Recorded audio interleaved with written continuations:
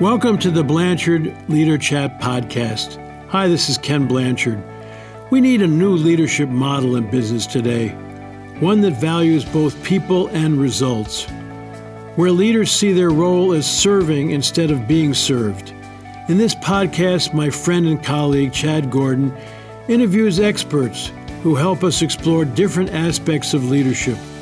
I know you'll be encouraged and inspired by what you hear, and you'll walk away with ideas and insights that will help you be the type of leaders others want to follow. Ready to get started? I'll be back at the end of the interview where I'll share what I've learned and how I'll be putting it into action. Now enjoy this installment of the Blanchard LeaderChat podcast.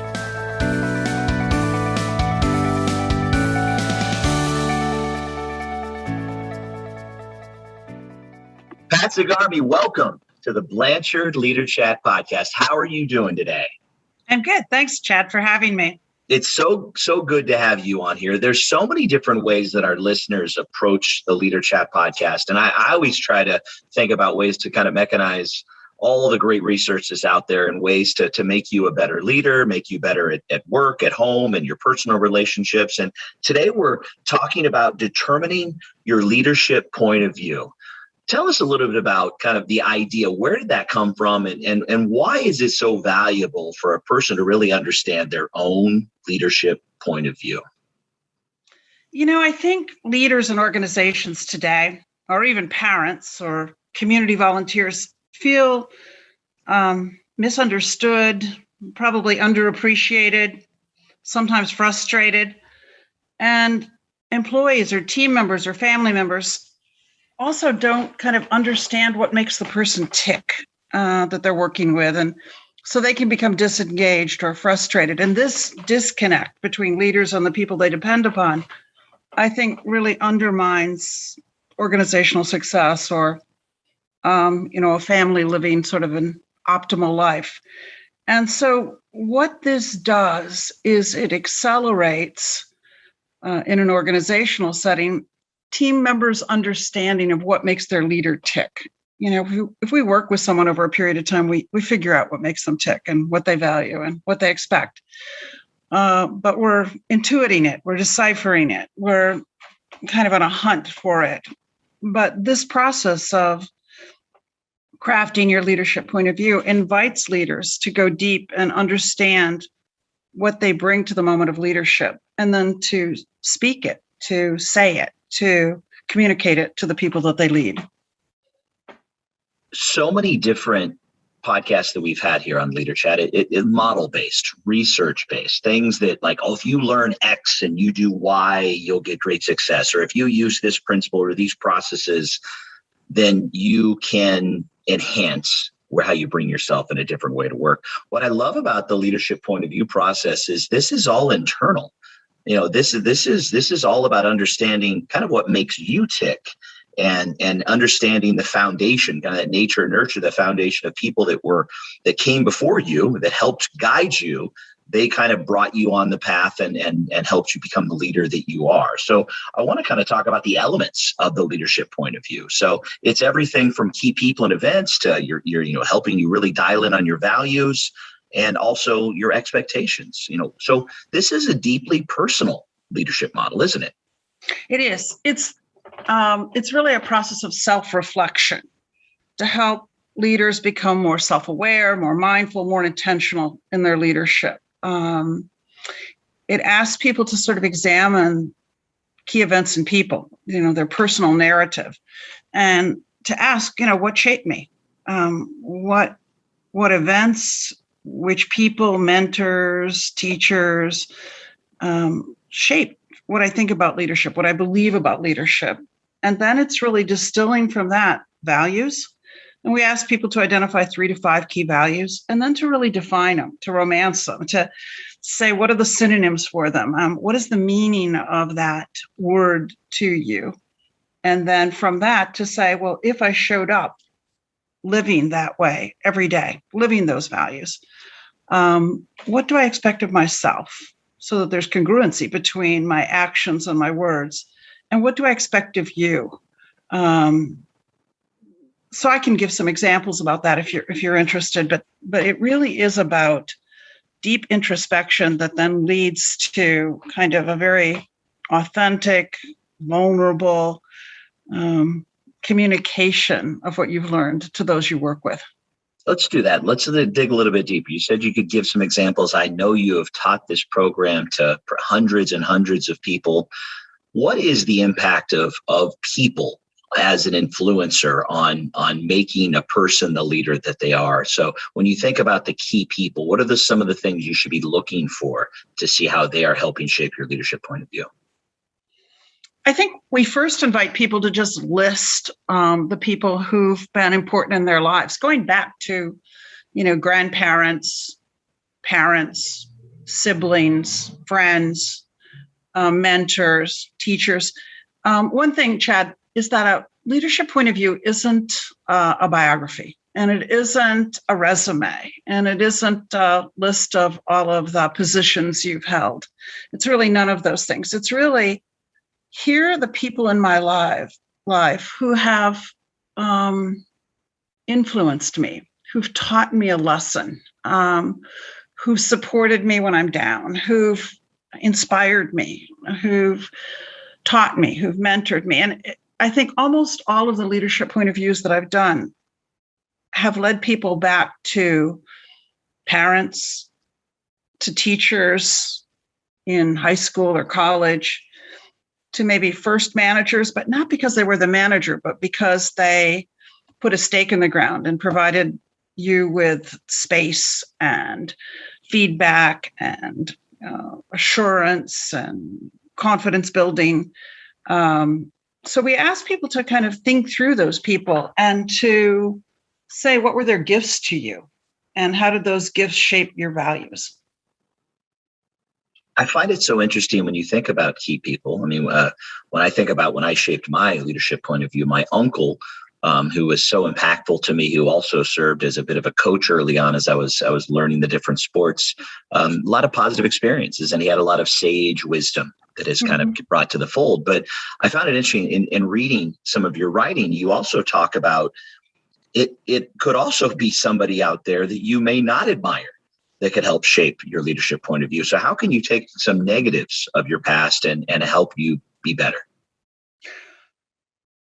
It happens some, but I'd say that when I work with leaders and I'm coaching them to work through the pieces of your leadership point of view, that negative examples come up, but they come up at 20%. But if someone comes up that they're triggered by or pushing back against or adamant that they don't want to be like, that's just sort of a place to dig a little bit more about what that person represented that you don't value. What is the pushback that you're feeling against that person or toward that person that caused you to say, I'm never going to show up like that.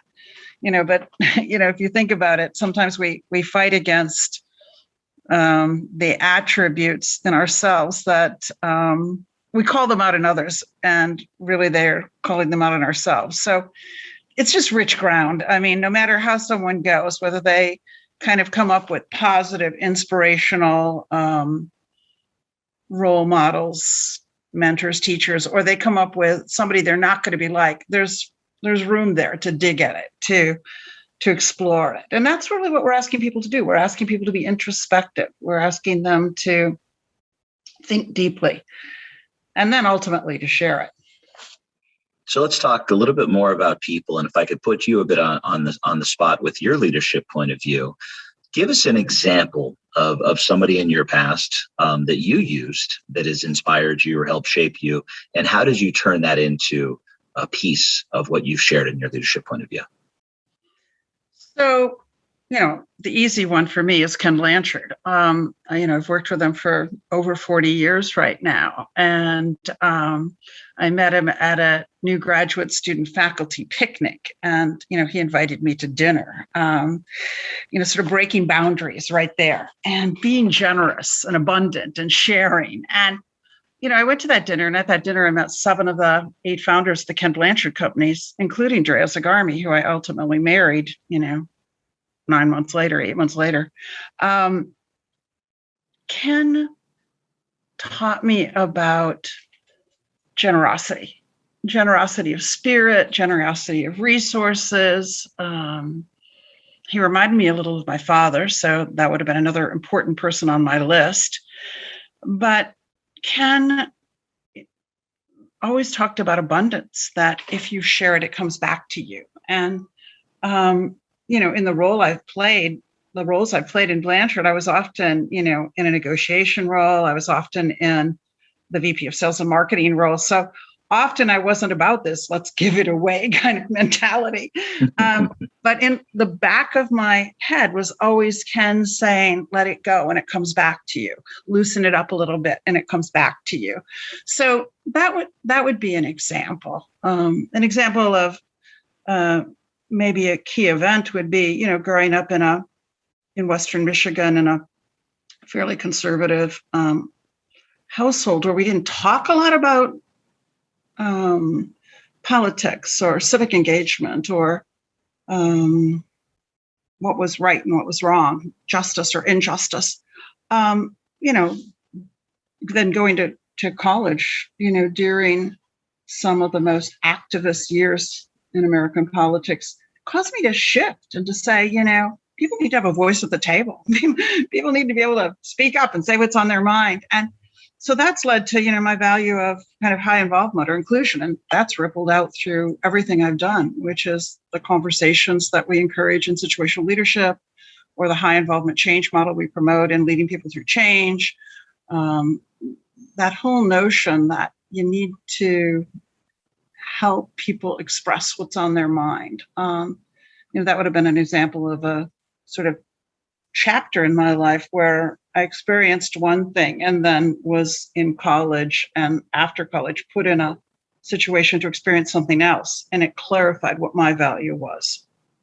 I think the example of Ken and his just forever optimism around abundance, around just there's a positivity and optimism, and there's always more with Ken. And I do love that. You shifted as I was going to shift as well from discussions around key people to key events. Let's talk a little bit more about that. What do you mean by when you say key events? You gave some great examples of your upbringing, where society was at very impactful times in your life. But if someone was going to be thinking about what their leadership point of view was beyond the people, what would be some of the things where key events could really help shape what they would share in their leadership point of view? Well, one concept we talk about a lot is the concept of a sliding door. And that comes from a film that, Gwyneth Paltrow was in called Sliding Doors, where, she gets fired and she comes down into the tube in London and the doors close in her face and she goes in one path. And then the other one, she sort of elbows her way into the tube and goes on her way. And that takes her on a different path. And it's hard at first to keep track of her because she has the same color hair. Then she dyes her hair in one of her lives differently. So you can begin to see the two characters and where their lives are going because of the sliding door. So we often ask people to explore a sliding door. Where was a fork in the road, a choice point, where because you went one way, your path was set? I can remember working in the U.S. Senate for a senator from upstate New York. And we lost the election. And I decided that I wanted to go to the White House Conference on Children, but I couldn't get in because it was a Republican administration. And even though I worked for a Republican senator, we had been sort of disgraced. And so I just went. And it was people from the University of Massachusetts who said, oh, she's with us. I mean, I wasn't with them. I didn't even know who they were. But that was a sliding door that changed my entire life, because in the next 6 weeks, I decided, because of what I heard them speak about and the program they were doing at the University of Michigan, I was enrolled in a doctoral program. And, within a few weeks of that, met Ken Blanchard. So that's an example of a moment in time that just, changed my life. And I think that if we look back over our lives, there are sometimes chapters like, you might have played a high school sport, and that's a chapter that changed your life. Or it might be a sliding door, like the one I just explained, where it was just a moment in time, and it was a reaction I had to, I don't know who they are, but they're kind of interesting, and I like their boldness. And sure, I'm with them. So we ask people to just, think broadly about chapters, eras, turning points. Sometimes it's career shifts, but it's mainly like what caused you to shift, not what was the role you went from A to B, but what caused there to be an unsettling or an opportunity that appealed to you.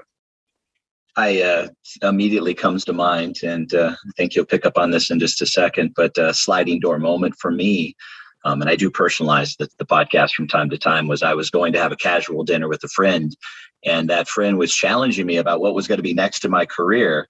And I said, I wasn't sure. There wasn't a lot of opportunities where I am. It's a pretty flat organization. And that friend of mine who always kind of looked after me early on in my career said, well, have you thought about the grad school program that the company offers? And I remember laughing initially, and I noticed that she wasn't laughing because she actually believed in me that I could actually go to a business school and complete a grad school program. And it changed my perception. Her belief in me changed my perception. And I ended up getting accepted to that program, and it was an incredible 22-month journey. And and for the listeners that don't know, that person was Pat Zigarmi. And so you actually had an incredible, impactful moment. And it's I share that to say you never know who you might be inspiring when in those moments, but also, if you're kind of giggling and laughing and you notice they're not, it's a nice opportunity to see that others see more in you than you see in yourself. Yeah, and that's a good example of a moment in time, but it also led to a chapter. It led to the 22-month MSCL program that caused you to think more deeply about leadership, which is then played out in your entire career with the Ken Blanchard company. So it has.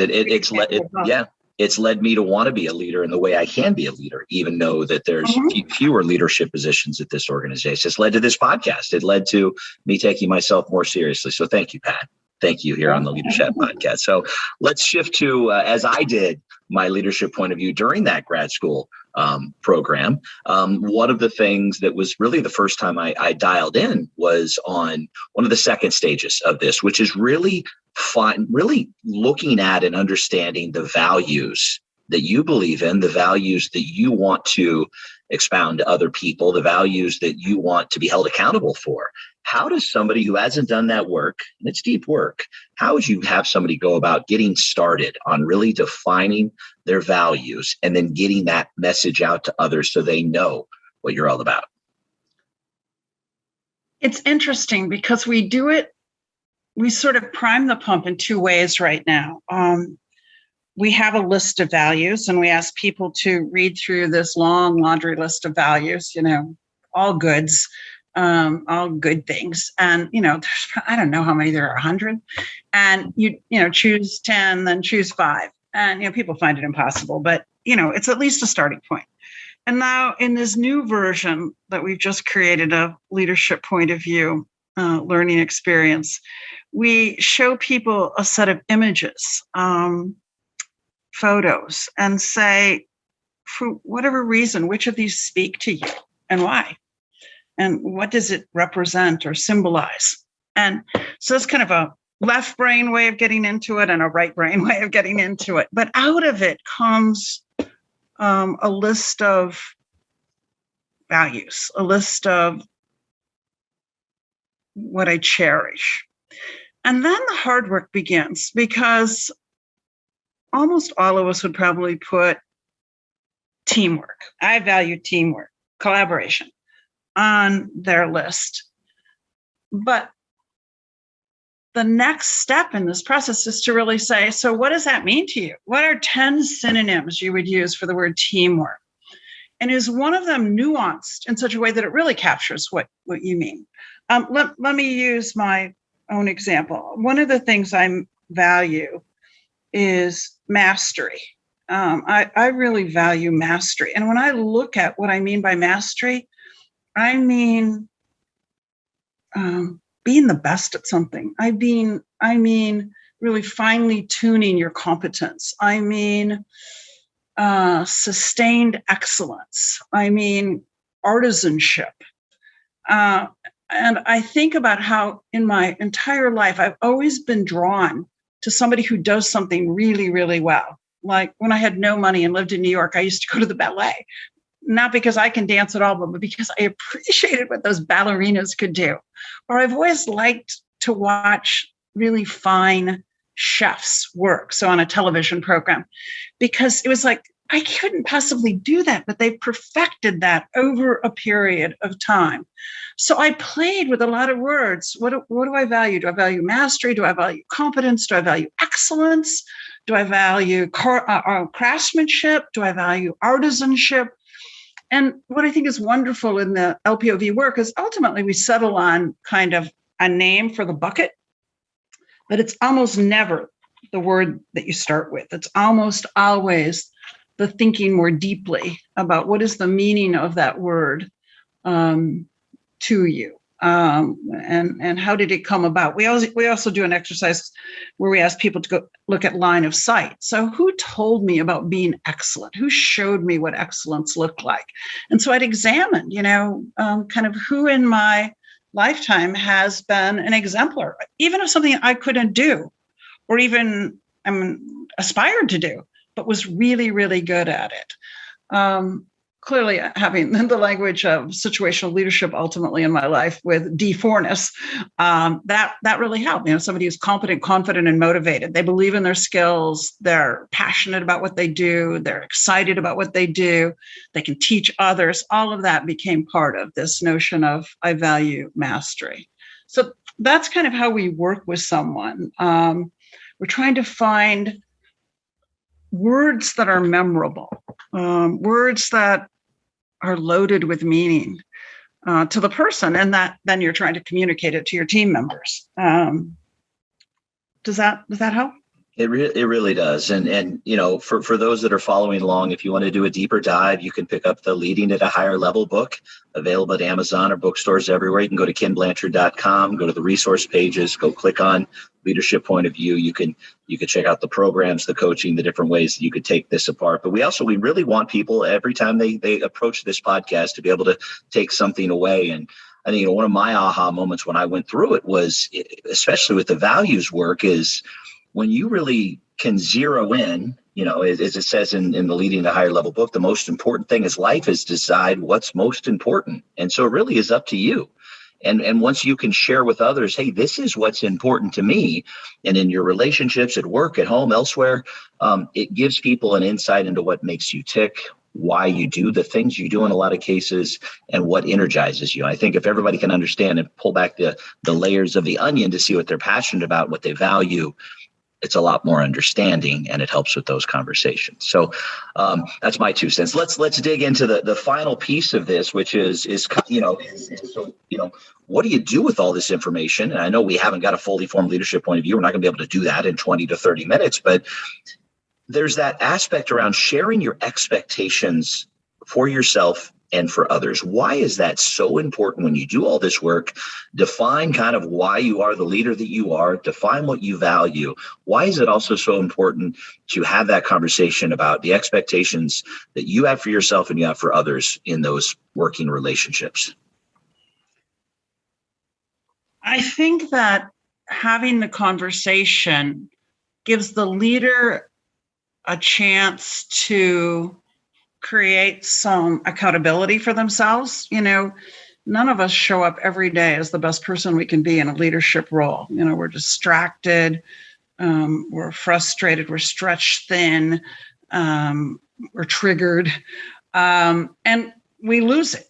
I have a commitment to high involvement, to including others in decision making, but under pressure, I'm a fairly quick, certain decision maker, and I'm happy to take the decision. And so I could act in a way that betrays my value. I want to hear people's opinion. I want to build kind of momentum and consensus for a decision. But in the press of things, I can get fairly unilateral. So knowing that, and knowing that I've made a commitment out loud to be committed or to act on my value of high involvement, kind of reminds me to be my best self in the moment of leadership.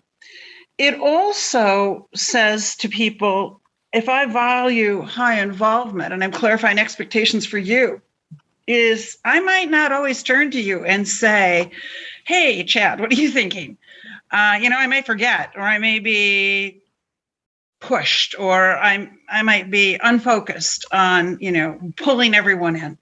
So it's really important because I can say to you, so speak up. It's safe. Speak up. I will often change my mind if I hear what's on your mind. I have a track record of doing that. I know that to be true. So yes, it's my job to bring you into the conversation, but it's your job to speak up in a conversation. And if I remember to include and they remember to speak up, so they kind of trip me up and say, oh yeah, I do want to hear what you have to say, we can be a better team. We can be a better partner. We can be better partners at working at organizational goals. It just puts us on the same page. It creates alignment. I think the other thing is that you turn the story and the stories you tell, the narrative you tell about your life and the values into something concrete. So expectations are kind of concrete. They're kind of the result of doing all of this thinking. It's like, okay, if this were true, if this is really what I cherish, what I value, then we would be better together if we both did this, in line with the organization's values. I'd be my best self, and that would allow you to be your best self. So it's an important part of this. But the process itself is, I think, what I want to underline. The process of doing the introspection, the reflection, the sifting, the vetting, the redefining, the recalibrating, and then setting them into expectations is really what is valuable. It's really what causes people to connect to you. I can think of many times where I've been with a CEO and they've shared their leadership point of view, and I actually have them read it rather than just wing it or do a PowerPoint. I sort of put no's on that, and then they read it, and people will say, gosh, I had that same experience, so I'm connected to you in a way I didn't even know I was connected to you, or I share that value. And how can we work together to make that value operative in our interactions? People find connections through leadership point of view. People find it becomes okay or safe to be vulnerable because the leader's been vulnerable in sharing their leadership point of view. So I think turning values into expectations makes it concrete, but it's the story that leads up to it that makes it sort of understandable and compelling. It truly is a conversation. I think leadership is a conversation. Relationships are a conversation. I've seen it how it's worked for me. I've seen it displayed by the leaders I've worked with. I've seen it, with the grad school program where everybody kind of had that self-realization as they've gone through the process, and some of the really powerful stories they've shared. I've even seen a global manufacturing organization based in the UK who has plants on all 6 of the 7 continents and largely a union shop, and they actually brought their frontline leaders into this program and gave them the opportunity. They all knew that they were leaders and they managed in a lot of different ways, but for them to actually put to words why and how, it's such a powerful approach to being a better leader, being the best you can be, bring your best self to work. So Pat, as we're kind of wrapping up our day, I like to pose this question to all of my guests. And it's always uniquely very intimate in some ways, but it's always unique to the topic. So what's the one thing you want all of the thousands of listeners to our podcast to take away from our conversation today about leadership point of view? I want them to understand that it's some of the hardest work you'll ever do in your life. It's a little bit like therapy, it's like you're going deeper and you're digging at meaning. So it's hard work, but it's also incredibly fruitful. It does lead to more connection. It leads to more authenticity, on both the leader's part and on the part of the people who are listening in to the leadership point of view. It's inspiring. So it's hard work. And when people do the hard work, it's incredibly powerful in building connection. Pat, thank you. I appreciate your time today. That feels like the 30 minutes just flew by. I think it did for our listeners as well. If people want to dig a little bit deeper into just a lifetime of research that you've had or any other way, where would you send them? I'd probably send them to where I've spent the last 42 years of my life, which is the Ken Blanchard companies and our sort of rich collection of products, many of which I've authored. Absolutely. Your fingerprints are on so much of what has made the Ken Blanchard companies what it is. You've had a great impact on me. I appreciate you so much. So for our listeners, go to kenblanchard.com and look at the top tab, look for tools and resources. You can search directly for leadership point of view, LPOV. You can see the different ways that you could actually bring this into play. Also, you could look at the book, Leading at a Higher Level. It's one of the final chapters because it is seen as how you pull it all together in this lifetime of work. Pat Zigarmi, it has been a pleasure. Thank you so much for joining us today on the Blanchard LeaderChat podcast. Thanks, Chad. I really appreciate the invitation. And thank you for joining us for today's podcast. If you enjoyed this interview and like to learn more and also help us grow the audience, please subscribe to the LeaderChat podcast on iTunes, Stitcher, or Google Play, or wherever you're listening. And please share this with your friends. The best way you can help us grow, though, is feedback. As Ken Blanchard says, feedback is the breakfast of champions. So please write us a review if you haven't already. And by the way, this podcast is sponsored by the Ken Blanchard companies. If you'd like to learn more, there's even a lot of free resources to better yourself and your organization. Go to kenblanchard.com. You'll find all kinds of free tools and materials to help you and others grow. Thanks again to our guests for joining us today. For now, I have the pleasure of turning it over to Ken Blanchard for his thoughts on what we discussed. Here it is, your final minute with Ken Blanchard.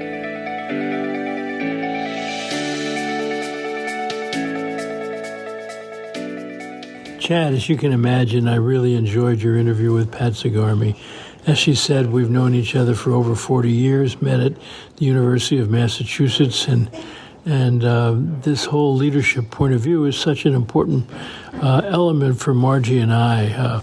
We teach the course in our master's degree program in executive leadership at the University of San Diego on the leadership point of view. And it's just a powerful experience for people because we start off, having them thinking about who impacted their lives and what did they learn from them. And based on that, what are the values that they learned and how would they define those values in a way that they and other people could observe and understand them.